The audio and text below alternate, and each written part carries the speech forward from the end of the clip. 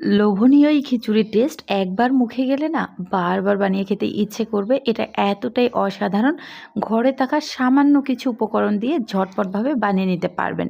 তো দুর্দান্ত স্বাদে এই খিচুড়ির রেসিপি কিন্তু একবার হলেও ট্রাই করবেন।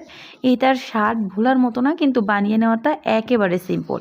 তো শুরুতেই আমি প্রেশার কুকারে দিয়ে দিচ্ছি এখানে 1.5 কাপ পরিমাণ চাল। চালটা আপনারা বাড়িয়ে কমিয়ে দিতে পারেন। আর এটা আমি আলা চাল দিয়েছি, অবশ্যই আলা চালটা দিয়ে এভাবেই বানিয়ে নেওয়ার চেষ্টা করবেন। সাথে দিয়ে দিচ্ছি আমি 1 কাপ থেকে সামান্য একটু কম মসুর ডাল। তো ডালটাকেও কিন্তু ধুয়ে পরিষ্কার করে দিয়েছি। এখন আমি দিয়ে দিচ্ছি বড় সাইজের একটা পেঁয়াজ কুচি। তারপর এখানে আমি দিয়ে দিচ্ছি আদা এবং রসুন বাটা 1 টেবিল চামচ। সাথে দিয়ে দিচ্ছি বেশ কিছুটা কাঁচামরিচ ফালি। আর এখানে দিয়ে দিচ্ছি লবণ স্বাদ মতো, দিয়ে দিচ্ছি হলুদের গুঁড়া 1 টেবিল চামচ, সাথে দিয়ে দিচ্ছি মরিচের গুঁড়া 1/2 টেবিল চামচ। কারণ যেহেতু আমি এখানে কাঁচামরিচ অ্যাড করেছি, এই জন্য মরিচের গুঁড়া কমিয়ে দিলাম। এখন এখানে আমি আচারের যে তেল সেটা দিয়ে দিচ্ছি। আমের আচার ছিল, এই আচারের তেলটা দিয়ে দিচ্ছি। আচারের তেল দিয়ে খিচুড়ি যারা খেয়েছেন তারা তো অবশ্যই এর টেস্টটা বুঝেন, থাকলে অবশ্যই দিবেন, না থাকলে দেওয়ার কোনো প্রয়োজন নেই। এখন যেটা দিব সিক্রেট মশলা, সেটা হলো কালা ভুনার মশলা।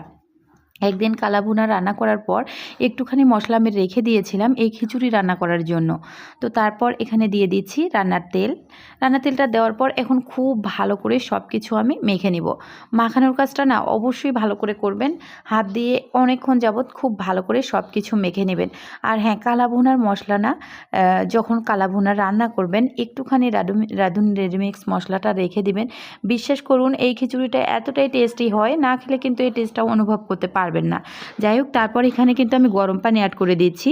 যে পরিমাণ চালটা নেবেন তার থেকে ডাবল পানি দিবেন, অর্থাৎ 1 কাপ চালের জন্য 2 কাপ পানি, আর 2 কাপ চালের জন্য 4 কাপ পানি। তো এইখানে কিন্তু ওই যে ডালের জন্য পানি দিতে হবে, 1 কাপ ডালের জন্য 2 কাপ পানি। মেখে নেওয়া হয়ে গেলে এখানে আরও একটা আমি সিক্রেট মশলা দিয়েছিলাম, ম্যাজিক মশলাগুলো যে পাওয়া যায়, এই মশলাটা 1 প্যাকেট দিয়েছিলাম, সেটা কিন্তু স্কিপ হয়ে গেছে। থাকলে অবশ্যই দিবেন, টেস্টটা বাড়ানোর জন্য অনেক ভালো লাগে। যাই হোক, তারপর চুলায় বসিয়ে কিন্তু এটাকে আমি 3-4টা সিটি দিয়ে নামিয়ে ফেলব। লোভনীয় এই খিচুড়ির রেসিপিটা সিম্পল হলেও দারুণ টেস্টি, একবার হলেও ট্রাই করে দেখবেন।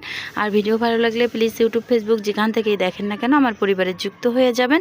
সম্পূর্ণ রেসিপিটা দেখার পর আপনার কাছে যদি মনে হয় একটু ভালো লেগেছে, প্লিজ একটা হলেও লাইক, কমেন্টস অথবা শেয়ার করবেন। সাথে যদি বেগুন ভাজা, ডিম ভাজা বা যে কোনো কিছু থাকে আরও কিন্তু জমে যাবে। আর এমনিতেও খেতে দারুণ লেগেছিল, আমার কিন্তু কোনো কিছু করার সময় ছিল না, এতটাই ব্যস্ত ছিলাম, এজন্যই এইভাবে খিচুড়িটা বানিয়েছিলাম। আপনারা একবার হলেও বানাবেন, দেখেন কতটা লোভনীয় হয়েছে দেখতে, ঠিক যেমন খেতে তার থেকে মাশাআল্লাহ দারুণ টেস্ট হয়েছিল। সবাই পছন্দ করে খেয়ে নিয়েছিল। তো যাই হোক, রেসিপিটা দেখার জন্য সবাইকে অসংখ্য ধন্যবাদ। ভালো থাকবেন, সুস্থ থাকবেন, আল্লাহ হাফেজ।